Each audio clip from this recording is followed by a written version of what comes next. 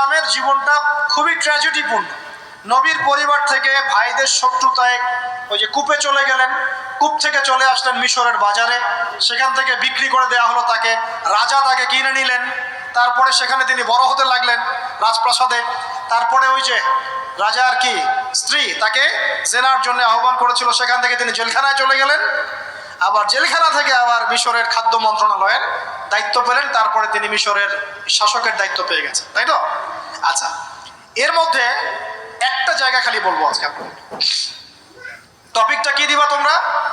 টপিকটা হচ্ছে চলমান বৈশ্বিক অর্থনৈতিক সংকটে ইউসুফ আলাইহিস সালামের সমাধান। মনে থাকবে? চলমান এই বৈশ্বিক অর্থনৈতিক সংকটে ইউসুফ আলাইহিস সালামের সমাধান কি ছিল? ইউসুফ আলাইহিস সালাম জেলখানায়, কোথায় বলেন তো?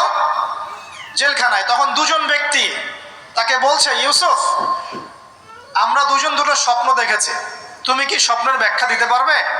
আমরা তোমাকে সত্যবাদী বলে মনে করি। ইউসুফ আলাইহিস সালাম বলছেন, খাবার আসার আগেই তোমাদেরকে স্বপ্নের ব্যাখ্যা দিয়ে দেব। একজন বলছে, আমি দেখলাম আমার মাথায় রুটি রাখা আছে আর পাখি এসে রুটির থেকে খেয়ে ফেলছে। আমার কথা বুঝতে পারছেন কিনা ভাই? আচ্ছা, দুই নাম্বার দ্বিতীয় ব্যক্তি বলছে, আমি দেখলাম আমি শরাব পান করাচ্ছি আমার মনিবকে। কথা বুঝতে পারছেন? এখন ইউসুফ আলাইহিস সালাম বলছেন, তুমি যে শরাব পান করাচ্ছ মনিবকে, তোমাকে অতি সত্বর মুক্তি দেওয়া হবে ইনশাআল্লাহ। আর যার মাথার উপর থেকে রুটি খেয়ে নেওয়া হচ্ছে তাকে শুলদণ্ড দেওয়া হবে, মৃত্যুদণ্ড দেওয়া হবে। কি বললেন? একজনকে দেওয়া হবে মৃত্যুদণ্ড, একজন কি হবে? ছাড়া পাবে। আর যাকে মনে হলো যে ছাড়া পাবে, ইউসুফ আলাইহিস সালাম বললেন, তুমি যখন ছাড়া পাবে তোমার মনিবের কাছে, মালিকের কাছে আমার কথা বলো, আমার কথা আলোচনা করো। কিন্তু শয়তান তাকে ভুলিয়ে দিল, সে আর কথা বলতে পারলো। আরো কয়েক বছর চলে গেল, ইউসুফ আলাইহিস সালাম তখনও জেলেই আছে।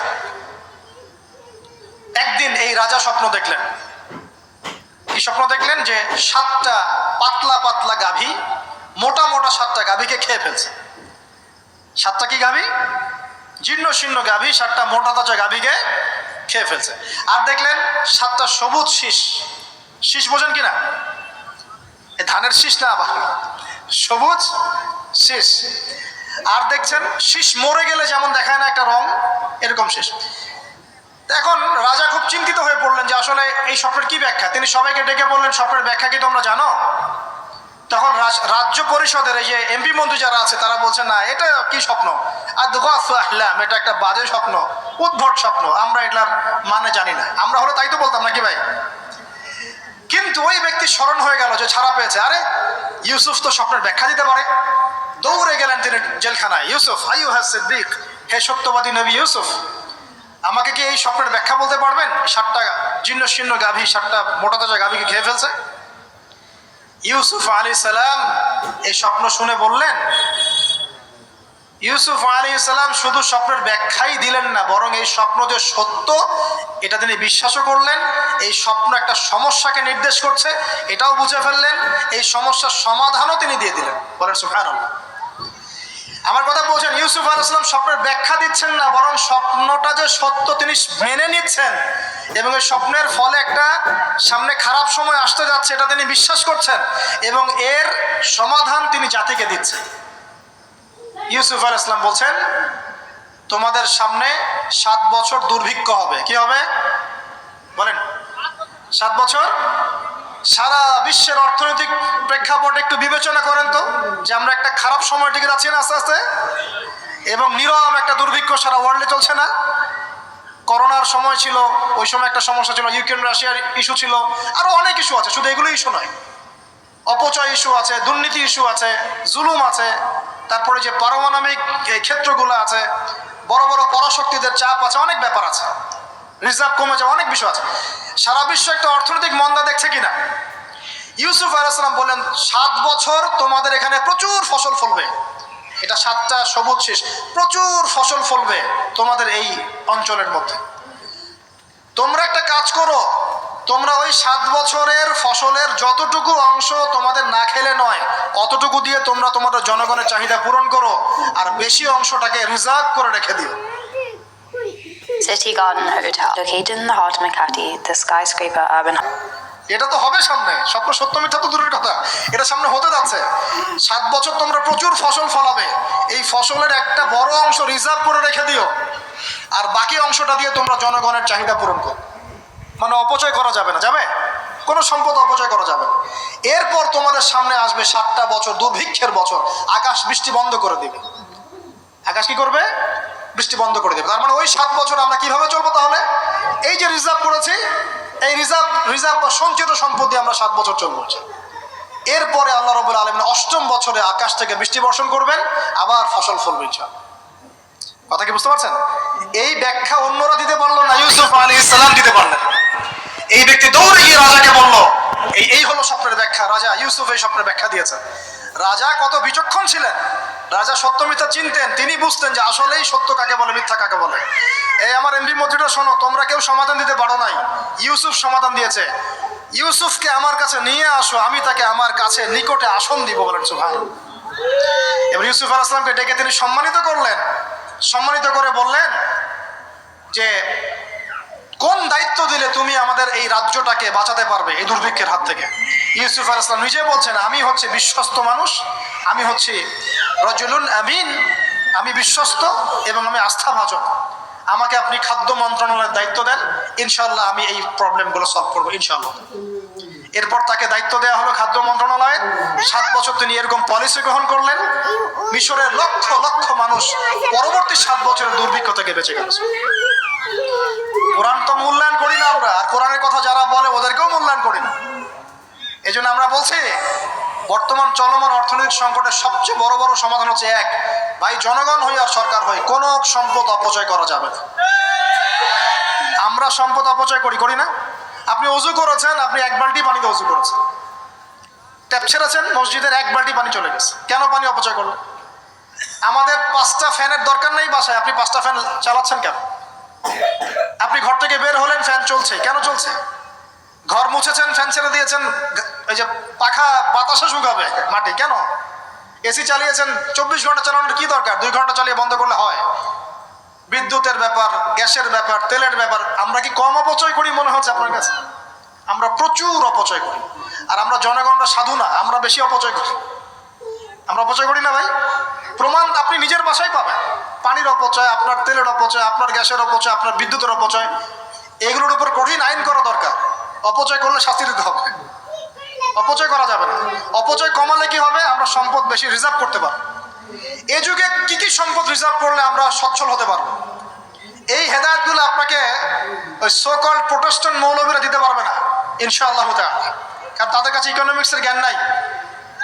এই যুগে যদি আমরা গ্যাস রিজার্ভ করতে পারতাম, তেল রিজার্ভ করতে পারতাম, গোল্ড রিজার্ভ করতে পারতাম, সিলভার রিজার্ভ করতে পারতাম, এবং যে কারেন্সি সারা ওয়ার্ল্ড ওয়াইড চলছে এখন, এগুলোকে রিজার্ভ করতে পারতাম, এবং জনগণের যতটুকুতে প্রয়োজন এতটুকু সাপ্লাই করে বাকিটা রিজার্ভ করে রাখতে পারতাম, আসন্ন সময়ে এটা দিয়ে আমরা বৈশ্বিক সংকট মোকাবেলা করতে পারতাম। আমার কথা রাগ করলেন? আমি কি কারো শত্রু? কোনো দলের লোক? আমি আপনাদের জাতির একজন, আপনার দিনই ভাই, আপনার শুভাকাঙ্ক্ষী, এবং আপনি আর আমরা ভাইয়ের মতো। কিসের মতো? নিজের ভাইয়ের মতো। আপনার গায়ে আঘাত লাগলে আমি কষ্ট পাবো, আপনাকে কেউ গালি দিলে আমি কষ্ট পাবো। আমাদের জনগণের ক্ষতি হলে আমাদের বুক কাঁদবে না? জনগণের ক্ষতি হলে, দুঃখ দুর্দশা হলে আমাদের বুক কাঁদা উচিত, উচিত কি না? আমাদের সবাইকেই যার যার দায়িত্ব পালন করতে হবে। আমরাও অপচয় বন্ধ করে দেবো ইনশাআল্লাহ। রাজি আছি ইনশাআল্লাহ? যত বাকি বকেয়া সব আছে সব পরিশোধ করার চেষ্টা করবো ইনশাআল্লাহ। আমরা সরকারি সম্পদ অন্যায়ভাবে আত্মসাৎ করব না, এবং আমরা আমাদের সমাজে যত দুর্নীতি আছে এটা বন্ধ করতে হবে। যত প্রকার দুর্নীতি আছে বন্ধ করতে হবে, যত কালো টাকা আছে সাদা করতে হবে, এবং সাস্টেইনেবল অ্যাসেটগুলোকে রিজার্ভ করতে হবে। তাহলে আগামীতে বিশ্ব ডুবে যায়, যাক, বাংলার মাটি ডুববে না ইনশাআল্লাহ। ইউসুফ আলাইহিস সালাম এই হেদায়েত আমাদেরকে দিয়ে গেছেন, কোরআনের মাধ্যমে আল্লাহ এই হেদায়েত আমাদেরকে দিয়ে গেছেন। আল্লাহ পাক আমাদের সবাইকে কোরআন বোঝার তৌফিক দান করলেন। আপনি যদি কবিতা, সাহিত্য, ছন্দ এগুলো পছন্দ করেন তাহলে সূরা হুদ আপনার জন্য, সুবহানাল্লাহ।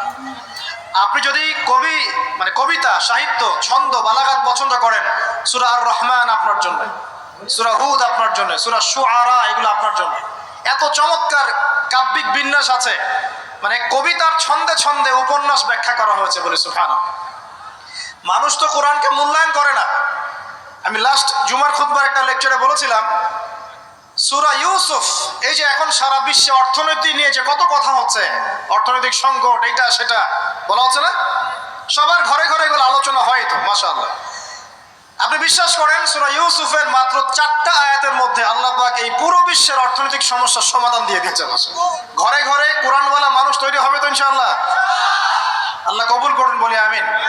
কোরআনের এই বিশেষ সূরাগুলো মুখস্থ করতে পারবো তো ইনশাআল্লাহ ভাই। এগুলো নিয়মিত চর্চা করলে আপনাকে দুষ্ট জিন, জাদু, বদনজর এগুলো গ্রাস করবে না ইনশাআল্লাহ।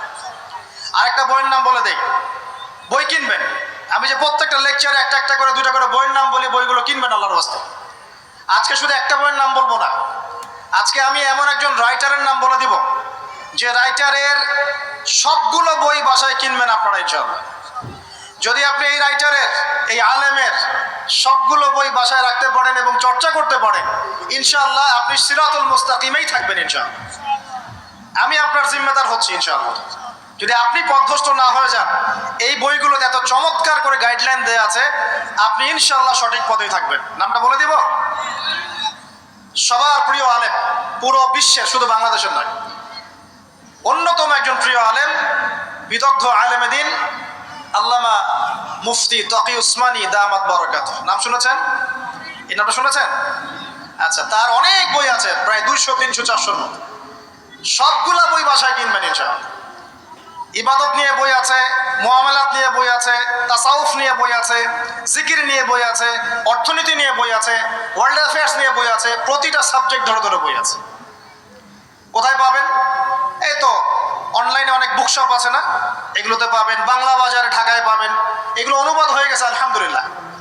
এবং বাংলাদেশে অনেক স্টুডেন্ট আছে তার হাতে গড়া, তাদের এলেম, তাদের আমল, তাদের আখলাক দেখলে পরকালকে চেনা যায়। মাশাআল্লাহ, বই কিনতে পারবেন তো একটু ইনশাআল্লাহ।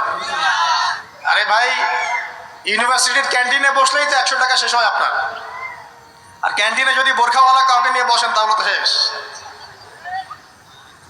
এখন সহি প্রেম করে মানুষ। এক ভাই প্রশ্ন করেছে সেদিন, কালকেই, যে সে দিনের পথে ফিরে এসেছে কিন্তু তার গার্লফ্রেন্ডকে ভুলতে পারে না। তো বলছে, ভাই তাকে দাওয়াত দেওয়ার খাতিরে হলেও কি ফোনে কথা বলা যাবে?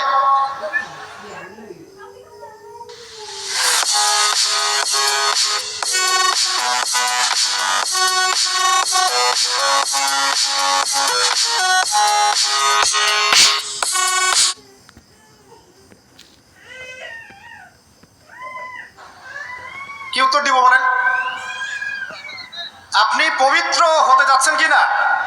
পবিত্র হতে যাচ্ছেন, পবিত্র পথে আসতে যাচ্ছেন, তাহলে অপবিত্র পথে আবার কেন ফিরে যাবেন?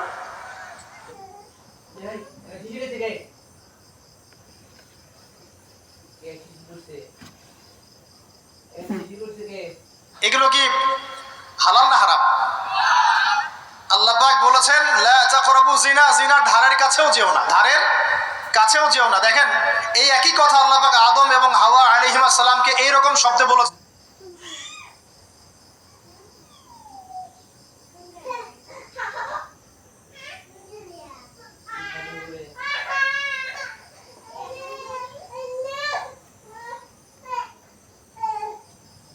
ওয়ালা তাকরাবা হাযিহি শাজারা, তোমরা এই গাছের ফল খেও না এমন নয়, তোমরা এই গাছের কাছেও যেও না।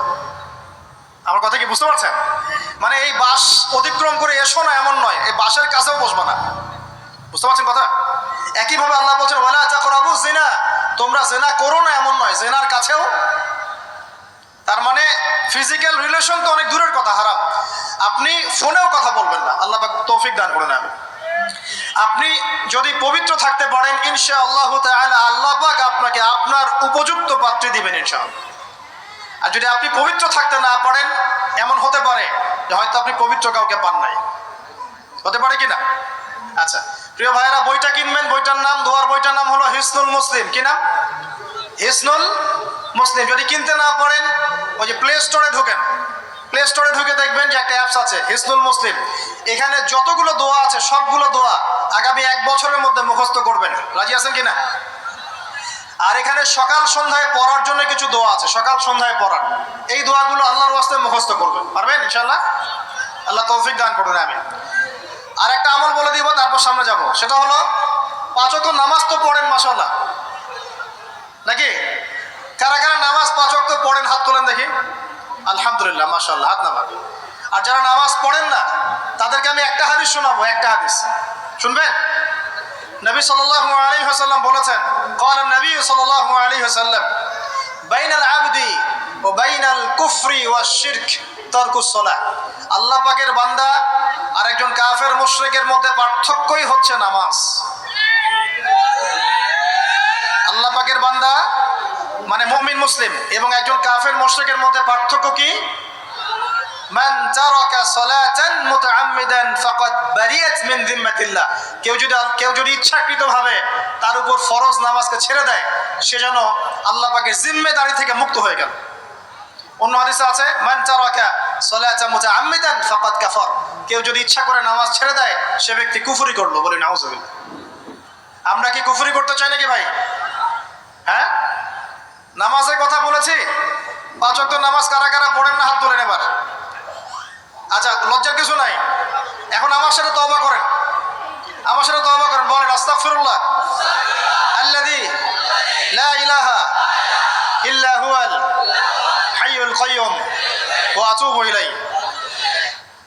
আল্লাহর কাছে সাক্ষী রেখে বলেন, আল্লাহ, আমি জীবনে যত রাকাত নামাজ ছেড়ে দিয়েছি এর জন্য আমাকে মাফ করে দাও। ইনশাআল্লাহ আগামী জীবনে আমি বিনা ওজরে 1 ওয়াক্ত নামাজও বাদ দিব না ইনশাআল্লাহ। রাজি আছেন ইনশাআল্লাহ? বাস এই একটা নসিহত যদি আজকে আপনারা আমল করতে পারেন, ইনশাআল্লাহ আজকের মাহফিল সফল। পারা যাবে? আর বই কিনতে বললাম, 1 নাম্বার কোন বই বলেন? হিসনুল। আর কোন আলেমের নাম বলেছি? আল্লামা, যেটা বলেন। তার অনেকগুলো বই আছে, কেনার চেষ্টা করবেন তো ইনশাআল্লাহ। আল্লাহ পাক তৌফিক ইনায়াত করুন, বলি আমিন। আজকে এখানে শেষ করছি ভাই। সুবহানাকা আল্লাহুম্মা ওয়া বিহামদিক আশহাদু আল্লা ইলাহা ইল্লা আনতা আস্তাগফিরুকা ওয়া আতুবু ইলাইক। আসসালামু আলাইকুম ওয়া রাহমাতুল্লাহি ওয়া বারাকাতুহু।